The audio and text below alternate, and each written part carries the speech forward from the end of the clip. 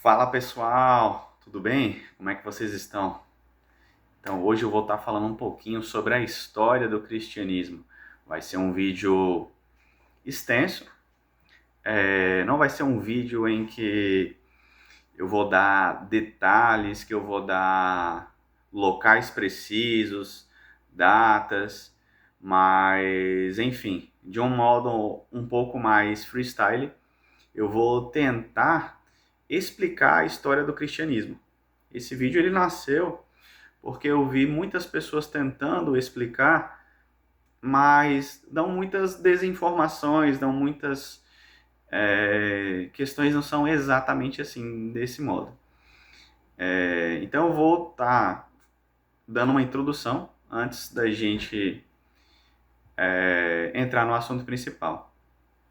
Desde que o mundo é mundo, né, podemos dizer assim, que Deus, o Criador, o Supremo, o Deus de todos os deuses, a luz divina, ele faz aliança com seres humanos. E essa aliança, ela é marcada basicamente por duas questões: adoração exclusiva ou seja, exclusividade na adoração e não praticar algum tipo de idolatria, é, sei lá, algo que não seja somente a ele. Então, não adorar é, algo que foi criado, é, não esculpir um Deus para si. Então, ele exige essa exclusividade na adoração. Então, ao longo desses anos, ao longo de diversos anos, e isso, essa concepção que eu estou falando é muito antes de sequer existir as etnias como nós conhecemos hoje em dia. Então, ele faz aliança com essas pessoas. O segundo detalhe que eu falei que ele exige duas coisas. A primeira é sobre idolatria, né, que ele não permite idolatria e ele exige uma adoração exclusiva a ele, e a outra é a fidelidade. Então ele cobra essas duas coisas: adoração exclusiva a ele e fidelidade. Isso ao longo dos primórdios. Depois ele começa a, a fazer alianças com algumas pessoas, e essas pessoas futuramente dariam origem ao que nós conhecemos hoje em dia como asiáticos, africanos, europeus, povos nativos americanos, mas enfim. Ele faz uma aliança com Abraão. Abraão ali não é judeu, tá? Você não pode pensar em Abraão na concepção de judeu, por mais que Deus cobre dele a circuncisão, mas você não pode considerar ele como judeu, até porque os muçulmanos também fazem a circuncisão. Então a circuncisão, por mais que Deus exige desse povo em si, né, para representar essa aliança, ela não pode ser atrelada como uma marca exclusiva do judeu, porque os muçulmanos também assim o fazem. E também o Abraão ele representa, né, na verdade ele é o pai das três principais religiões monoteístas, né, que é o cristianismo, o judaísmo e o islã. Então, dele, a gente tem basicamente esses três principais troncos do monoteísmo. Porém, um pouco antes, já em Noé, dali Deus faz uma aliança também com Noé. Essa aliança, ela representa também uma aliança mundial, não somente a feita com Abraão que pega essas três, podemos dizer assim, religiões, mas ali em Noé é uma aliança, digamos, que ele representa todos os povos da terra, porque todos os povos da terra, segundo a teologia bíblica e a cosmovisão bíblica, todos os povos da terra são descendentes de Noé.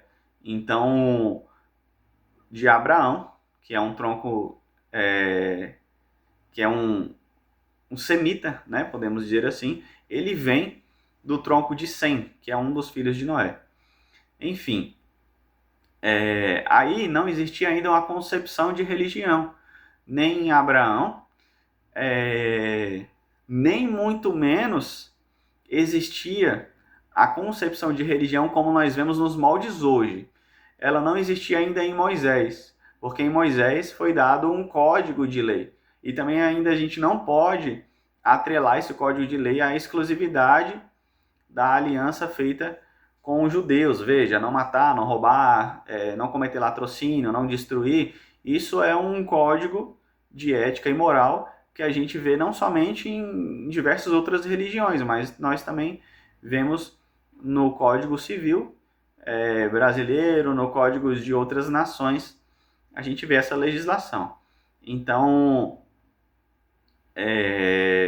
como eu lhe falei, por mais que existissem rituais, por mais que existisse um local de adoração, por mais que existisse sacrifício, você ainda não tinha as características da religião como ela é vista hoje em dia, por exemplo, no judaísmo. O judaísmo, você só vai ver a formação do molde da religião como nós vemos nos dias de hoje, quando aquele povo que era conhecido como o povo de Deus, ele é cativo e é levado à Babilônia. Na Babilônia, aí sim é que ali nasce a religião, podemos dizer assim, judaica, como nós vemos nos moldes de hoje em dia. Por exemplo, esse povo não tinha sinagoga, então é através da Babilônia, pela influência dos locais,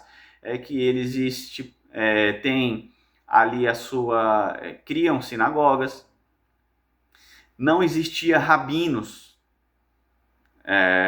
e é ali que começam a surgir rabinos. Que mais? Esse povo ele não tinha um estudo dos astros e dos céus assim tão minuciosa antes de terem contato com a Babilônia. Então é na Babilônia que eles aprendem e que eles assimilam a sua cultura. Na Babilônia também é que a língua deles, há uma mudança na língua falada, não na escrita. E na Babilônia também que os copistas começam a preservar de um modo mais minucioso os escritos da lei, chamado Torá. Então, dando toda essa introdução, esse povo, e que depois da Babilônia já tem uns moldes mais de religião, dadas as suas devidas proporções, obviamente, existiam outras proporções, não é como a de hoje em dia, mas mesmo assim, ali sim você já tem uma base do que é a religião judaica hoje em dia.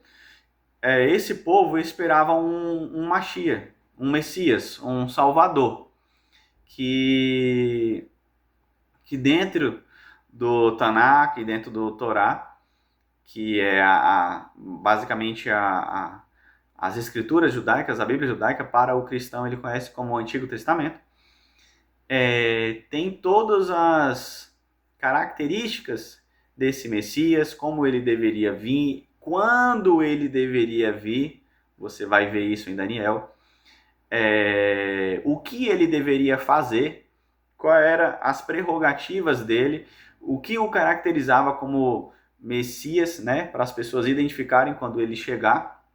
Então, quando Jesus chega, o que acontece? Para os cristãos e para os judeus, que são messiânicos, embora o judaísmo tradicional não aceite, não considere isso, querendo ou não, eles precisam, com o passar do tempo, eles vão ter que reconhecer, não de modo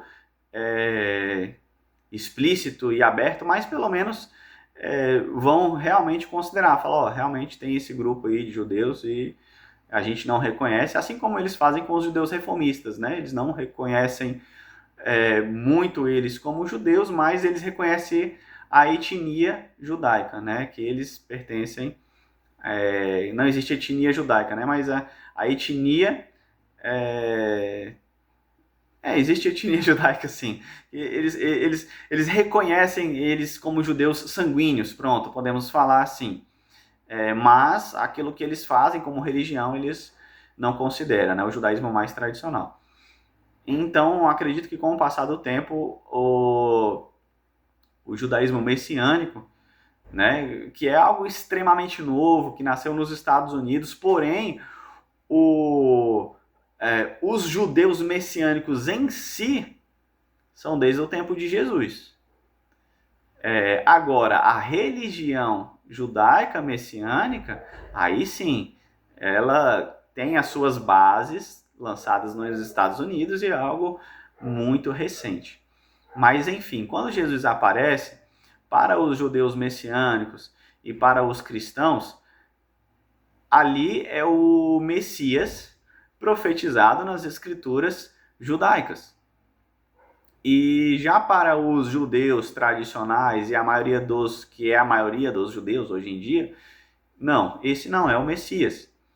E existe um porquê desse endurecimento do coração, dessas escamas estarem sobre os olhos dele, né?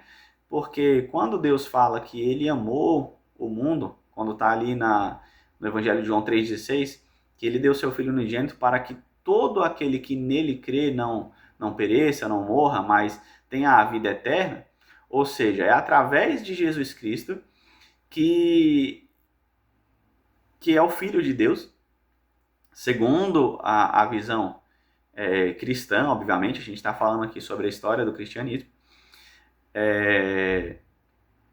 por meio dele as pessoas têm acesso à vida eterna, têm acesso ao Olam Rabá, né, ao mundo vindouro para os judeus, ou o Gan Eden, ou os céus para o cristão. Então, como era do projeto de Deus acessar todos os povos da terra, todas as culturas, todas as etnias, se os judeus de primeira abraçassem ele como Messias, provavelmente o mundo não o conheceria.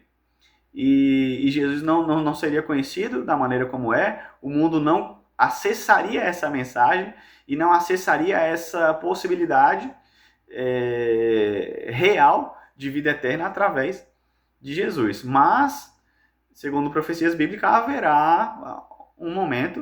acontecerá um momento em que as escamas dos olhos dos judeus, como já tem acontecido de diversos, vão caindo aos poucos e eles vão acessando e reconhecendo o Mashiach. Pois bem, depois da morte de Jesus, diversos judeus seguiam ele. Veja, se lembra que eu falei que ali não existia um judaísmo messiânico, mas existia já diversos judeus que o seguiam. E esses judeus não se tornaram cristãos dentro dos moldes da religião do cristianismo que nós vemos hoje em dia. Não, continuaram seguindo o seu judaísmo, continuaram circuncidando, óbvio, dentro das devidas proporções. Existiam prosélitos que eles colocaram isso como opção, né, como opcional. Até porque a gente sabe que a carga de uma circuncisão para uma pessoa já adulta, ela é muito pesada. Porém, a gente tem ali um relato de que Paulo circuncidou alguém já numa certa idade, né, já adulto. E aí existe toda uma discussão sobre isso, enfim. Não vou entrar aqui na discussão. Só vou dizer que a circuncisão não foi proibida por Jesus. Se ela fosse proibida, Paulo nem sequer faria. Por quê? Porque era algo extremamente proibido. Mas, como ela é opcional e ela é válida, né, Paulo, por essa opção, circuncidou ele. Até porque esse rapaz, ele era judeu por parte de mãe, porém ele não tinha sido circuncidado ainda. Porém, ele já seguia Jesus, ele já seguia os ensinos de Jesus. Então, mais uma prova de que a circuncisão não foi proibida para quem segue Jesus, mesmo que você... enfim, não vou entrar aqui em detalhes. Mas a ideia é a seguinte: Jesus não veio abolir a lei, ele não veio excluir os mandamentos. Então, só que com o passar do tempo, com o passar das culturas, existe uma adaptatividade, né? Antigamente, lá estavam falando que a mulher, quando estava naqueles dias, ela precisava usar um pano. Os judeus usam um pano hoje em dia? Obviamente que não. Por quê? Porque o mandamento ele é adaptativo, de acordo com o tempo, de acordo com a era. Então, hoje em dia, a mulher vai lá e usa um absorvente. E com isso ela está respeitando o mandamento. Qual é o mandamento? De preservação da vida, né? Porque a gente sabe que ali saem impurezas. Então, a gente precisa entender o princípio por detrás dos mandamentos, porque o mandamento é adaptável. Agora, o princípio que está por trás dos mandamentos, que é a preservação da vida, ele é eterno. Isso aí não tem discussão. Então, esses judeus que seguiam a Jesus começaram a falar de Jesus não só para judeus, mas falaram também para gentios, para pessoas que nunca nem sequer conhecia o Criador, conhecia as maravilhas dele. Então essas pessoas começaram a acreditar, começaram a seguir e começaram a adentrar. Então ali, os seguidores de Jesus, no primeiro século, eles se constituíam de judeus e de gentios. E eles sempre se reuniam em diversas cidades, passando desde da Palestina, de Israel, para a Turquia. Enfim, eles se reuniam e eles tinham seguidores em diversos locais. E foi assim que a mensagem foi se espalhando para o mundo, porque ela não ficou presa apenas aos judeus.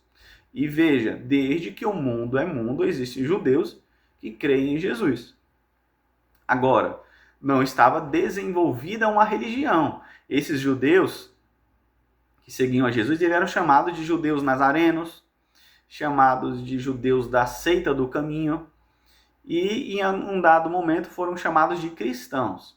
Porém, esquece a concepção de cristão como é vista dentro do cristianismo. A concepção, o início do cristianismo, ele só vai surgir ali com Constantino, porque não existia embora existia bases cristãs, embora existia aos poucos, Roma foi modificando a concepção original lançada pelos pais, ou seja, pelos primeiros seguidores de Jesus. Embora existia a base, Roma mudou muita coisa. Por quê? Porque Roma queria se desvincular dos judeus. Roma queria se desvincular da concepção de que esse Jesus era também dos judeus. Né? Na verdade, Jesus era judeu. Né? Jesus foi um rabino.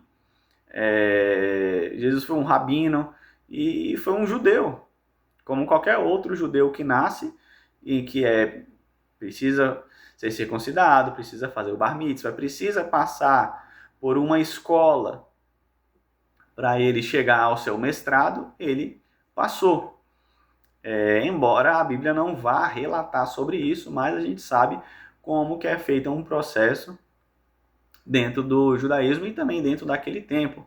A gente vê, por exemplo, Paulo, ele era extremamente estudioso. Paulo, não se tem notícias de que era rabino ou não, mas se tem notícia que ele era da escola de Hillel, que ele aprendeu diretamente de Gamaliel, que era neto de Hillel, então ele era fariseu.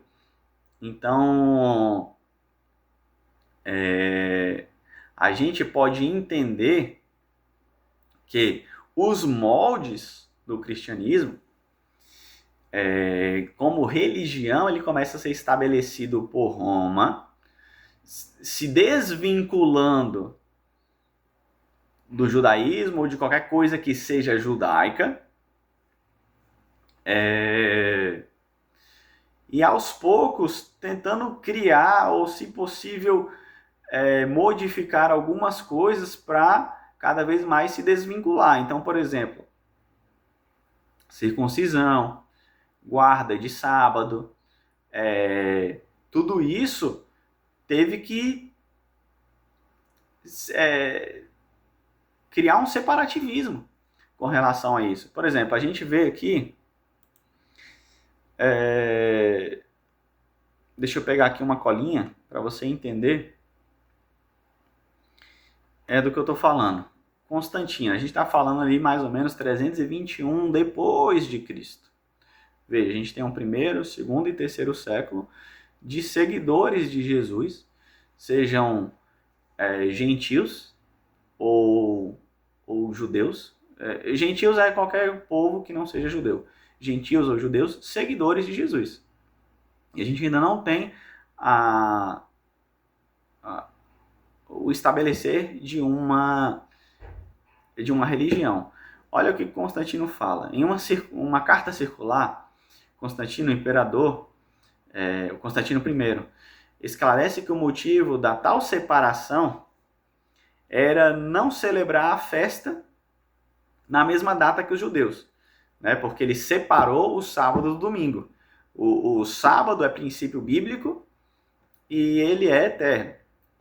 Porém, ele começa a estabelecer que o dia de guarda oficial seria no domingo. Veja, e o motivo era a tal separação, era celebrar a festa na mesma data, não celebrar a festa na mesma data que os judeus, abre aspas, assassinos de nosso Senhor. Isso aí não é uma verdade, mas olha como já ali você vê uma declaração antissemita. Além disso, o próprio imperador Constantino, em 7 de março de 321 d.C., proclamou o domingo como o dia de descanso, com o objetivo de desvincular o povo cristão a qualquer tipo de associação com os judeus. Dia do Deus Sol. Você vai ver isso no inglês, né? Sunday. Divindade oficial do império naquela altura. Olha só. Divindade oficial do império. Eles seguiam a Jesus, mas seguiam outros deuses. Então, assim, quando Constantino proclama o cristianismo como religião oficial do Império Romano, é porque ele já não mais conseguia controlar que Roma seguisse Jesus também. Então ele faz essa proclamação de que ali a religião oficial seria seria cristianismo, seria isso, e só que a moda romana, né? Segue Jesus, mas também tem o seu ídolo. Segue Jesus, mas adore o Deus Sol. Não tem problema nenhum.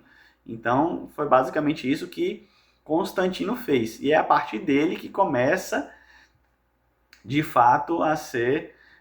a gente vê moldes do cristianismo.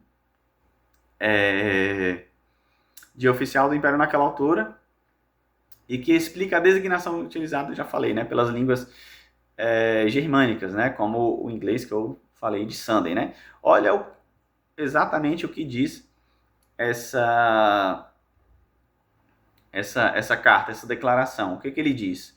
Que no venerável dia do sol, os magistrados e os que residem nas cidades descansem, e que todas as oficinas estejam fechadas. Porém, nos campos, os que se ocupam da agricultura poderão livremente continuar seus afazeres, pois pode ocorrer que outro dia não seja tão conveniente para as sementeiras ou plantações de vinha. E você vê que, de fato, domingo é o dia do sol. Então, você vê, ele fez uma mudança, né? Isso aí é bem explicado dentro da teologia da substituição. Ele fez uma mudança de algo bíblico e ele para se desvincular dos judeus. E teve um próprio pensador judeu, que agora não vou lembrar qual o nome dele, acho que Rashi, se eu não me engano, ele também faz uma mudança, porque todos acreditavam que Isaías 53 estava falando sobre o Messias. Era unânime. Só que a partir de Rashi, e ele teve lá seus motivos, né, pelo qual ele mudou essa interpretação, a partir de Rashi, Isaías 53, ele cria uma nova ideia, uma nova interpretação de que ele não está falando mais do Messias, e sim do povo de Israel. E ele fez isso para se desvincular também do cristão e do povo cristão, e para desvincular a Bíblia, tentar desvincular a Bíblia do povo cristão, porque se parecia muito com Jesus Cristo, até mesmo para os judeus, até mesmo para os judeus que não acreditavam, eles não conseguiam enxergar uma outra pessoa a não ser Jesus ali no texto. Então o Rashi vem com essa interpretação que é a base majoritária do judaísmo hoje em dia, de que Isaías 53 não fala do Messias, e sim do povo de Israel.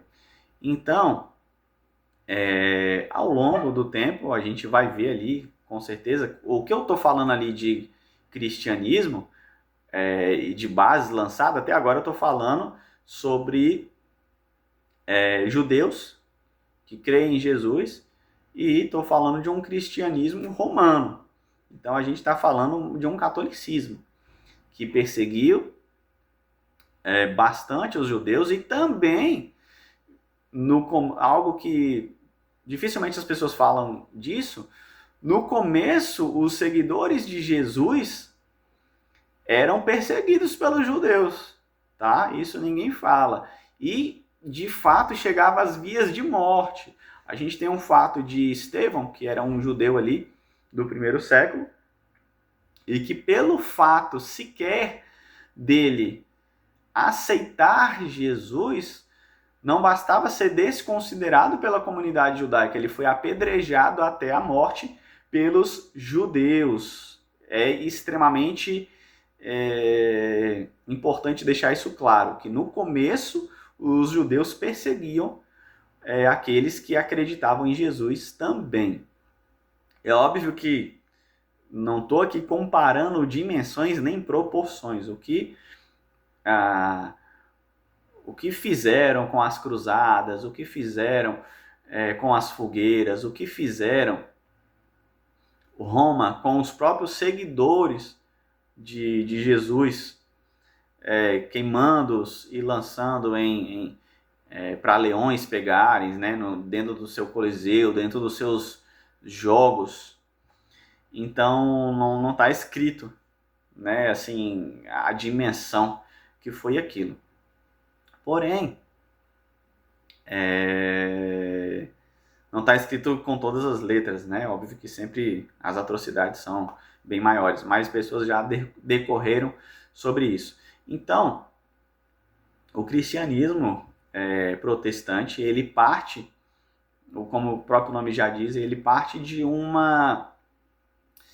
ele nasce de dentro do catolicismo, porém de alguns padres, né? As pessoas só vão falar de Martim Lutero, e não é só Martim Lutero, outros já vieram lançando bases contra o sistema da Igreja Católica de indulgências, contra diversas atrocidades que a Igreja Católica fazia, e que eles não concordavam e que eles tiveram um despertar lá dentro para se desvincular. Então, o protestantismo nasce desse protesto contra aquilo que eles estavam fazendo. Você está entendendo? E diversas pessoas se desvincularam desse sistema. É óbvio que a base de Jesus, a base do Messias, a base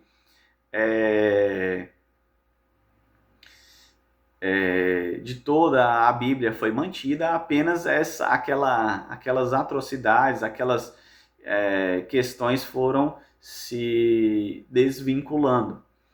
E aí teve uma pessoa que uma vez falou o seguinte: é engraçado, por que os cristãos seguem Jesus, seguem os seus princípios, mas não seguem a religião que ele seguia? Porque Jesus, ele não veio instituir uma religião. A religião é iniciativa e criação do homem. Nem o próprio Deus estabeleceu religião. Ele estabeleceu alianças. Porém, o povo é que cria religião. Veja, como eu disse lá no começo, Abraão não tinha uma religião. Qual era a religião de Abraão? Nenhuma. Ele só era um seguidor de Deus. Qual era a religião de Noé? Nenhuma. Qual era a religião de Enoque? Nenhuma. Ele só seguia aquilo que Deus pedia para ele seguir, o código de ética. Até mesmo Moisés, que é o pai da religião judaica, a gente não pode dizer que ele vivia uma religião. Como eu falei, a religião judaica ela só vem a partir da Babilônia. Né? Ali existia, Deus tinha um templo, Deus exigia sacrifícios, assim como ele exige hoje em dia, né? Obviamente nas proporções totalmente diferentes. Né? Antigamente as pessoas sacrificavam animais, oferecia eles como oferta. Hoje em dia nada disso é necessário. A sua disposição, a sua entrega, o seu corpo, alma e espírito, todo o seu ser, essa já é uma oferta, essa já é algo que vem como perfume agradável às narinas de Deus. Então, como eu lhe falei, eu não ia dar um vídeo detalhado com datas, mas eu iria lançar a base de como nasceu o cristianismo. Então, ela nasce das ideias de Jesus, e Jesus segue toda a Torá e o Tanakh, logo o cristão, ele segue os princípios de Jesus, né, que é a Brit Hadashah, que é uma continuidade, e segue também as escrituras hebraicas, judaicas, que os judeus seguem. E o catolicismo também, com o passar do tempo, ele teve que se reformular, né? Ele viu realmente que isso tudo era atrocidades que ele estava fazendo, ele teve que pedir desculpa para as nações, tanto é que hoje em dia a gente vê Portugal reconhecendo as atrocidades que fizeram com os judeus sefaditas, né? Expulsando eles, queimando, matando, enfim, como um pedido de desculpa, né? Mas, enfim, a forma como eles encontraram de remir, pelo menos um pouquinho dessa parte da história, concedendo cidadania para todo descendente desses povos que foram perseguidos, ou descendentes de judeus sefaditas, que conseguiram comprovar. Então, a Igreja Católica fez correções, porém, essa correção já foi bem posterior, ou um pouco tarde, de quando esses católicos protestantes se revoltaram com o sistema e começaram a seguir o cristianismo, porém de uma forma reformada, né, de uma forma tentando voltar mais à originalidade que tinha se perdido e que dentro do paganismo e do helenismo foi corrompido, né? Os judeus que acreditavam em Jesus seguiam o cristianismo, podemos dizer assim, como eu lhe falei, não era cristianismo, mas seguiam os ensinos de Jesus de modo mais puro e mais real. Porém, quando chega em Roma, com a visão grega e helênica, é corrompido. Então, esses protestantes, por mais que eles não conseguiram 100% se desvincular de tudo aquilo que Roma fez na religião, eles conseguiram se despertar daquilo que os olhos dele viam como absurdo. E do protestantismo você vai ver várias outras linhagens. E isso não é mérito apenas do cristianismo. Dentro do judaísmo tem diversas e diversas classes. Não existe unanimidade, tá? Não existe unanimidade nem no judaísmo, nem no islã, nem no cristianismo. Porém, no que diz respeito à espinha dorsal, há unanimidade. Por exemplo, no cristianismo, a unanimidade é que Jesus é o Messias. Outra unanimidade é que Jesus ressuscitou dentre os mortos. Então, que Jesus é o meio pelo qual os cristãos ascendem ao paraíso, ascendem ao mundo vindouro, ascendem ao Olam Rabá, ao Gan Eden, conseguem desfrutar dos pomás das romãs, o Pardes Rimonim, enfim, isso é unanimidade. Então, qual é a unanimidade dentro do judaísmo? Deus é um. Shema Israel, Adonai Elohim, Adonai Ha, ouve, Senhor nosso Deus, Israel, o nosso Deus é um. Então, isso é unânime. Então, existem unanimidades, porém, em diversas outras coisas há discordâncias. Por exemplo, de que a tradição oral é unânime. Não, ela não é unânime. A gente tem os judeus caraítas, que nem sequer validam ela como sagrada, nem sequer acreditam na tradição oral. Então, existem diversos grupos, né? Como eu falei aqui dos judeus reformistas, que os outros judeus conservadores nem consideram eles como válido o judaísmo deles, né? Porque eles introduziram coisas tipo rabina, né? Introduziram coisas que eles discordam, né? E assim é também dentro do cristianismo. Um pode falar alguma coisa que o outro vai discordar. Existe um cristianismo um pouco mais tradicional, existe um cristianismo um pouco mais reformado, e assim sucessivamente. Então, espero que vocês tenham entendido pelo menos a base, né? E quem sabe um outro vídeo, sei lá, um cristianismo parte 2, eu começo a lançar datas, algo mais denso, né? Agora foi só digamos, a introdução, embora esse vídeo tenha ficado extremamente extenso, a introdução do que é a história do cristianismo. Tá bom? Grande abraço.